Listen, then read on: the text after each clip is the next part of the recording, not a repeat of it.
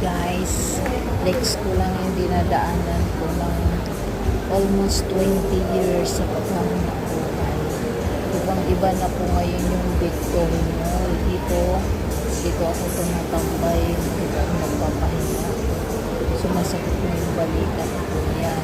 Tatabi ko dito sa Jollibee. Tapos makikita ko Jollibee na pupunta ng home. Pero walang budget.